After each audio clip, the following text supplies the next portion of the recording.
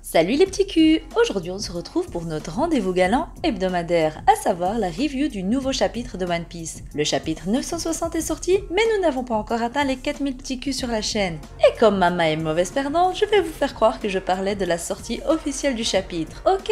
Donc je n'ai pas encore perdu mon challenge. Abonnez-vous vite avant que je bouffe vos âmes, bande de petits bâtards. Parlons de ce chapitre 960 qui était un chapitre entièrement consacré au flashback d'il y a 41 ans. Parce que oui, dans le précédent chapitre, il y avait eu une erreur au niveau de la timeline pour ceux qui n'étaient pas au courant. Oda a demandé à ce qu'une correction soit apportée car on comprendra bien tôt ou tard que ces 2 ans d'erreur ont une grande importance dans l'histoire. Le chapitre commence sagement en nous montrant Wano Kuni où fleurissaient encore les fleurs, où les animaux étaient encore présents et n'avaient pas peur, où de la vie émanait du pays. On retrouve en deuxième la belle Otsuru qui était serveuse à la maison de thé à l'époque. Elle avait 3 clients qui lui ont appris qu'ils avaient réussi à attraper un animal qu'ils ont traqué pendant 1 an. Et cet animal n'est nul autre qu'un sanglier tout blanc qui vaut énormément d'argent au point où le ventre pourrait aider à construire une belle maison selon Tsuru. Les 3 clients avaient été à la poursuite de cet animal car le boss Kurokoma l'avait demandé. Il y a une croyance populaire qui dit que les sangliers blancs sont porteurs de bonne fortune et cela aiderait donc à attirer les clients et fructifier le commerce du boss Kurokuma. Alors qu'il raconte cette histoire à Tsuru, cette dernière entend du bruit et remarque que Kinemon, son ami d'enfance, a encore tenté de lui voler de l'argent. Elle l'engueule et l'arrête car ce dernier est endetté envers elle et perd tout son argent dans les jeux. Quel homme!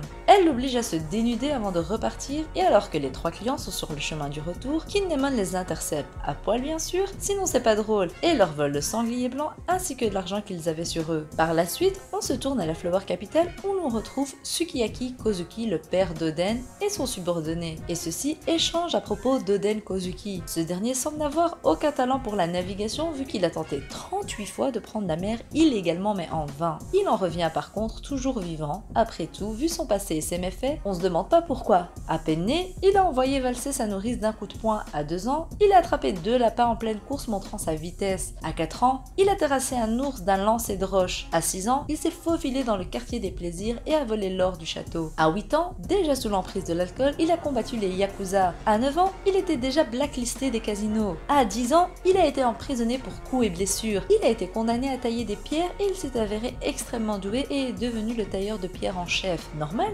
vu le sang qui coule dans ses veines. Bon, après en racontant encore son histoire, je vous laisse aller lire les scans jusqu'à l'âge de 18 ans, l'âge qu'il a dans ce flashback où il pose encore problème de façon régulière. Sukiyaki Kozuki demande à son vassal, si on peut l'appeler comme ça, de remettre une lettre à son fils sans lui dire un mot. Sur cette lettre, il est écrit reniement. Son père en a marre de lui et on peut le comprendre, miskin. Par la suite, on retrouve Kinemon qui essaye d'échapper aux mains des Yakuza sous les ordres de Hyogoro le Fleuri, et ce dernier prévient ses subordonnés qu'en 1 contre 1, ils ne pourront jamais battre Kinemon. Mais les subordonnés en rient et n'y croient pas. À la page d'après, on retrouve le fameux Denjiro, un orphelin et un fameux escroc. Il embrouille les esprits des commerçants pour se faire de l'argent. Quel talent! Et enfin, la page qu'on attendait tous, l'entrée en scène du fameux Kozuki Oden. Un personnage tellement charismatique qu'il en fait tomber les femmes comme des mouches. S'il vous plaît, le gars décide de cuire son Oden sur la crémation d'un vieil homme décédé. Bah logique, il a vu du feu, il passe avec sa casserole d'Oden, il s'est dit qu'il allait cuire son repas là. Après avoir fini de manger, il dépose le saké près du corps et présente ses condoléances à la famille. Les femmes et les filles sont toutes charmées par cet homme incroyablement charismatique et fort. Oden se retrouve poursuivi pour être arrêté, mais même ses poursuivants n'en ont plus rien à faire et limite souhaitent être soudoyés pour ne pas avoir à le combattre. La dernière double page du chapitre nous présente un grand incendie qui est dû par le dieu de la montagne. Sanglier de la taille d'une montagne, d'où son nom. Si, je vous assure. Ce dernier, dès que son fils est en danger, se ramène pour le sauver et détruit tout sur son passage. À ce qu'il paraît, si le boss Kurokoma voulait ce sanglier, c'était pour détruire le clan de Hyogoro. Des tensions de l'époque qui se transformeront en alliance maintenant. En tout cas, on ne sait pas qui est Kurokawa et qui sait s'il est encore vivant et s'il est important. Le chapitre se finit donc par Oden qui a entendu la discussion entre Kinemon et Denjiro et leur demandant de lui passer le sanglier blanc, sûrement histoire de régler le problème. Après la réaction de Kinemon, il s'agit là sûrement de leur première rencontre avec Oden.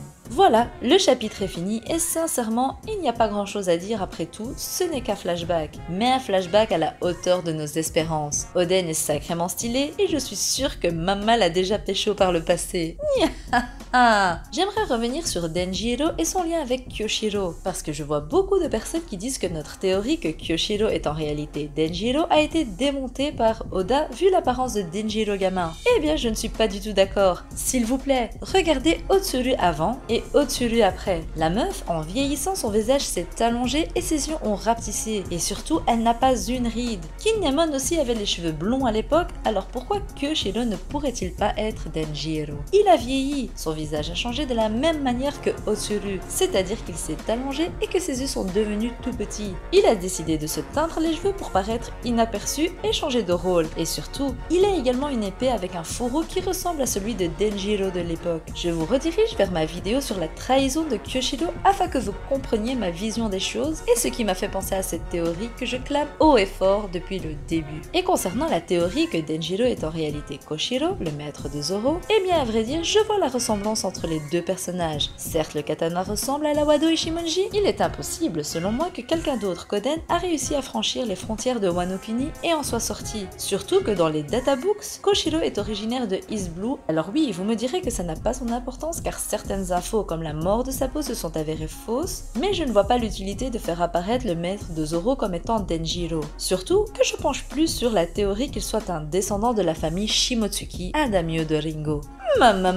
Voilà les petits culs, c'était tout pour moi. Cette review était un peu plus particulière que d'habitude, mais j'espère qu'elle vous a plu. Dites-moi en commentaire ce que vous en avez pensé. Et surtout, likez la vidéo et partagez-la avec vos nakama. Go les 5000 petits culs sur la chaîne maintenant. Je compte sur vous mes enfants.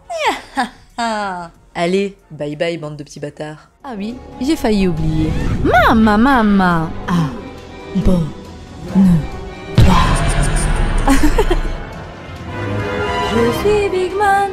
Je suis Big Mom, je te bouffe ta race, même si tu t'abonnes, tu veux que je prenne du poids, abonne-toi, et le pouce bleu, pour mettre le feu.